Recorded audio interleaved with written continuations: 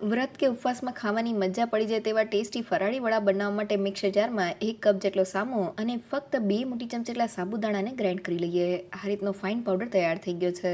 લોટ બાંધવા માટે કડાઈમાં 1 મોટી ચમચેલું તેલ, થોડું જીરું, સફેદ તલ અને લીલા મરચાના ટુકડાને સાતરી લઈએ.